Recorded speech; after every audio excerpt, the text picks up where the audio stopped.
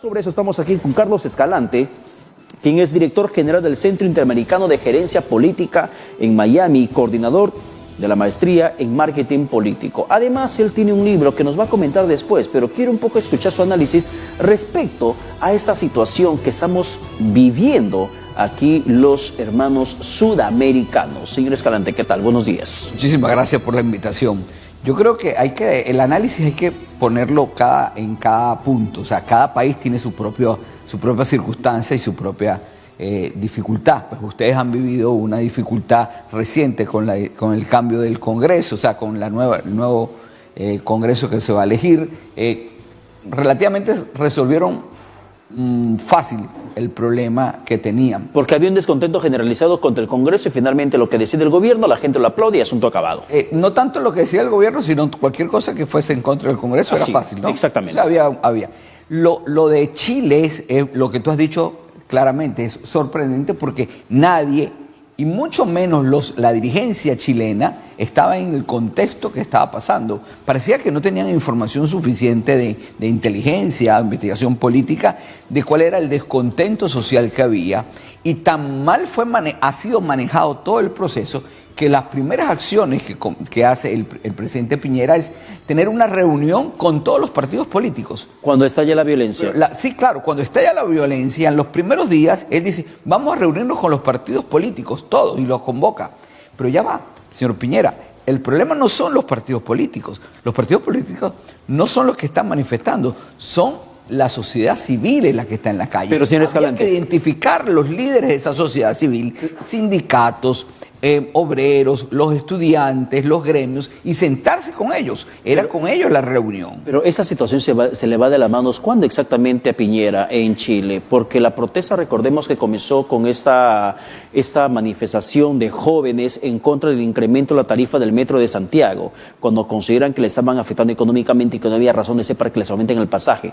Y mucho más, cuando sale un ministro a decir, si quieren llegar tarde al trabajo, pues levántese más temprano para que tomen el metro y sean los primeros en subir a los vagones. Entonces termina incrementando la indignación de la población. Conforme pasan los días, se desatan los hechos de violencia y ya pasamos de lo que es el tema del metro de Santiago a otras demandas sociales y vemos a gente de todas las edades volcados en plazas públicas de Chile. También hay muchos contextos, o sea, ciertamente el mal manejo del gobierno, ¿me entiendes? Y ciertamente hay intereses al fondo, porque no pueden explotar 16 estaciones de metro en una mañana. O sea, ahí hay una hiperorganización atrás de todo esto.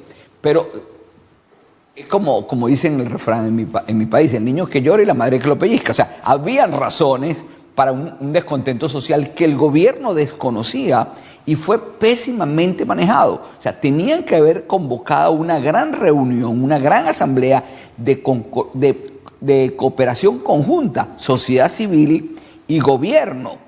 Y lo primero que hizo el gobierno fue reunirse, fue con los partidos políticos. Los partidos políticos son parte del problema, no son los que están manifestando. ¿Qué significa el hecho de que en su momento Piñera, centrándonos en lo que es el tema de Chile, que el hecho que Piñera, a los días después de esta escalada de violencia, anunciara el tema salarial, mejoras en el tema salarial, en el tema de pensiones, en el tema de salud, y a la par, ahora últimamente mencionan al Congreso Constituyente por una nueva constitución, pero ni uno ni otro ofrecimiento ha menguado la protesta, sino que esa sigue avanzando? ¿Qué significa esto en la lectura de un marketing político?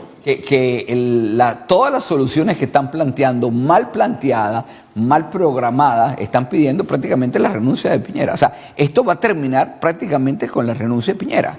¿Están empujando las masas a la renuncia?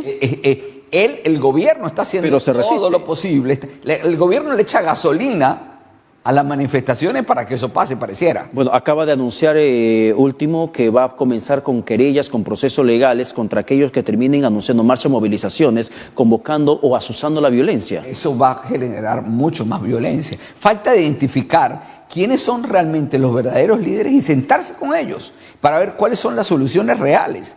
¿Me entiendes? No ha habido una reunión del gobierno con los líderes de las manifestaciones. No han identificado los líderes de las manifestaciones. No se han reunido con los presidentes de las federaciones de estudiantes. No se han reunido con los líderes sindicales. No se han reunido con los líderes gremiales.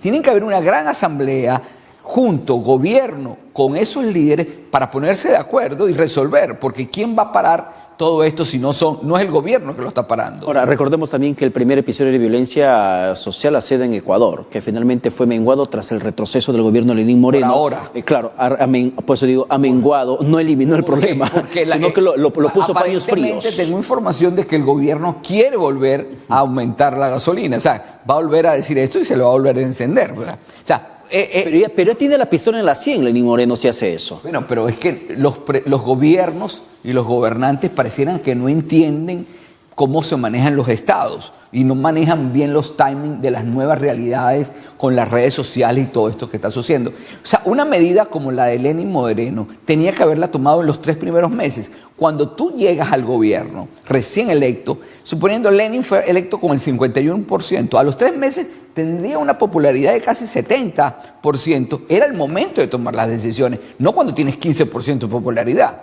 Porque te vuelve más impopular y te sepultas políticamente solo. Las grandes decisiones de los gobiernos tienes que tomarlas en los primeros meses de recién electo. Ya después, muy tarde. En el tema de Evo Morales, con alta popularidad, no tenía 70 ni 60, pero alta popularidad, alto respaldo ciudadano. Pero mire cómo terminó. Pero es que lo de Evo Moreno es como un dominó. O sea, ha venido de irregularidades democráticas, todas, ¿me entiendes? Primero, él no podía haber sido candidato. El referéndum fue clarísimo. Él lo convocó, lo perdió y no podía haber sido candidato. De ahí parte ya el gran problema de Bolivia. Segundo, perdió legitimidad. Cualquier persona que sepa de elecciones, ¿quién con el 80% de los votos escrutados, con una tendencia clara que hay segunda vuelta, para el conteo y después de 24 horas reinicia el conteo con un cambio totalmente de las tendencias y si hay, ahora ya no hay segunda vuelta? Se acusa al imperialismo de estar detrás de todo esto contra Morales. Es el discurso del socialismo. O sea, para todo hay un culpable y siempre es muy fácil en nuestros países latinoamericanos decir que el imperialismo lo hace todo. ¿Cómo el imperialismo paró el conteo de los votos? No, imposible. El conteo de los votos lo mandó a parar él directamente. En el tema de su libro, gana quien menos se equivoca, esa es la portada de su libro. Sin embargo, yo le decía en la interna, y quien más se equivoca en realidad es el pueblo. Sí, bueno, este libro está dirigido exactamente para políticos, fundamentalmente, que aspiran a tener cargos de elección. Y después de 28 años de experiencia trabajando en campañas electorales en 12 países de América Latina, uno empieza a descubrir cómo actúan los políticos, por qué se equivocan tanto los políticos, por qué no saben oír o qué les gustaría oír más. ¿Hay un síndrome de endioseamiento cuando terminan llegando al poder? ¿Se creen dioses, seres divinos? Muchos, claro, sí. No, se creen ni siquiera al llegar al poder, cuando son candidatos, nada más. Por ser candidatos ya se creen dioses.